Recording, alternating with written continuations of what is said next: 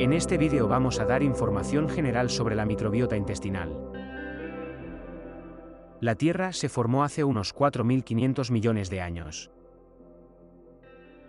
Y unos 1000 años después, es decir, hace unos 3.500 millones de años aparecieron las primeras bacterias en la Tierra. No fue hasta 3.000 años después, es decir, hace aproximadamente 485 millones de años, que las algas verdes conquistaron la Tierra y se convirtieron en las primeras plantas terrestres. Los primeros reptiles conocidos datan de hace unos 315 millones de años. Los dinosaurios se originaron hace unos 245 millones de años. Hace aproximadamente 205 millones de años aparecieron los primeros mamíferos.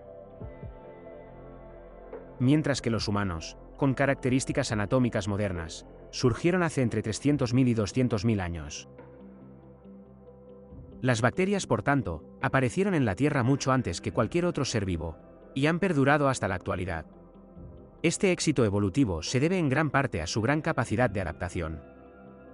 Podemos encontrar bacterias en los ambientes más inhóspitos de la Tierra. Hay bacterias que viven en el fondo de los océanos donde no llega la luz, en zonas con temperaturas extremadamente altas como volcanes, o extremadamente bajas como glaciares, así como en zonas altamente contaminadas incluso por radioactividad. La gran capacidad de adaptación de las bacterias las ha llevado a ser capaces de vivir también sobre otros seres vivos, con los que establecen una relación de beneficio mutuo llamada simbiosis. Es decir, las bacterias se benefician de vivir en organismos vivos, a la vez que proporcionan un beneficio al organismo sobre el que viven.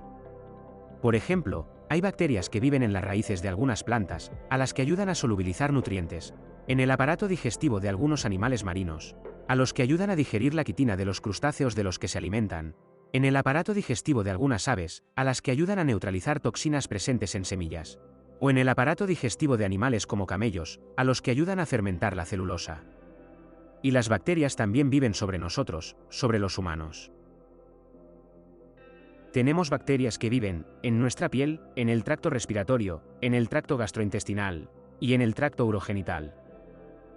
En la piel, que es nuestra primera barrera de defensa, viven muchas bacterias que nos ayudan en esta defensa.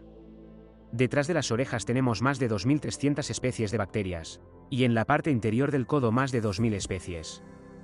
Aquí podéis ver las bacterias que tenemos en los pies, que son las responsables del olor característico que tienen los pies. También hay bacterias en el tracto respiratorio y urogenital. En el tracto respiratorio, en concreto en las fosas nasales, tenemos más de 2.200 especies, y en la garganta más de 4.000 especies. Mientras que en la apertura vaginal del tracto urogenital, tenemos más de 2.000 especies diferentes. Finalmente, vamos a hablar de las bacterias que viven en el tracto gastrointestinal. Hay bacterias en todo el tracto gastrointestinal, por ejemplo, en la lengua hay casi 8.000 especies diferentes de bacterias. La parte del tracto gastrointestinal con un número más elevado de bacterias es el intestino grueso, donde hay más de 33.500 especies que constituyen la microbiota intestinal. ¿Y cuáles son las principales características y funciones de la microbiota intestinal? La microbiota intestinal representa el 90% de toda nuestra microbiota, y consiste en 38 trillones de bacterias que podrían pesar entre 500 gramos y 2 kilos.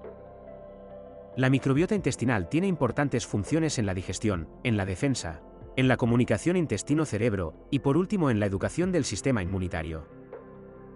Al intestino grueso, o colon, donde está la microbiota intestinal, llegan restos de alimentos que no podemos digerir en el intestino delgado. Estos restos de alimentos sí que pueden digerirlos las bacterias de la microbiota intestinal en un proceso llamado fermentación. En esta fermentación, las bacterias producen sustancias como vitaminas y ácidos grasos de cadena corta, que son beneficiosos para nuestro organismo, y que por ello se absorben y pasan a sangre. La microbiota intestinal también juega un papel importante en nuestra defensa, ya que al ocupar la superficie del intestino, evita que bacterias patógenas puedan ocuparla. La microbiota intestinal también puede influir en la comunicación que existe entre el intestino y el cerebro. Las vitaminas y ácidos grasos producidos por la microbiota intestinal pueden influir en la producción de neurotransmisores por el sistema nervioso entérico, y por tanto en la información que llega al cerebro. Además, La propia microbiota intestinal puede producir neurotransmisores, que si pasan a sangre, pueden acceder directamente al cerebro. Y si recordáis, la comunicación intestino-cerebro afecta a nuestro subconsciente, por lo que la microbiota intestinal puede influir en la percepción que tenemos del estrés, de las emociones, del dolor o de la fatiga. La influencia de la microbiota intestinal sobre nuestro subconsciente, y por tanto sobre nuestra toma de decisiones, podría ser mucho mayor de lo que la gente pueda imaginar. Hay investigadores que consideran que las bacterias viven sobre nosotros, en una relación similar a la que nosotros tenemos con el planeta Tierra. Sin embargo, otros investigadores consideran que no somos el planeta de las bacterias, sino que somos un vehículo para las bacterias. Y que éstas dirigen nuestro comportamiento en función de sus intereses. Esta idea se basa en el comportamiento peculiar que tiene un parásito de los gatos llamado Toxoplasma gondii. El huésped definitivo de este parásito es el gato. Toxoplasma gondii infecta y se reproduce en el intestino de estos animales, por lo que está presente en heces de gatos infectados.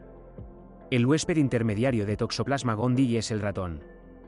Cuando los ratones entran en contacto con heces de gatos infectados se infectan, y posteriormente cuando los gatos comen ratones infectados el parásito consigue infectar nuevos gatos.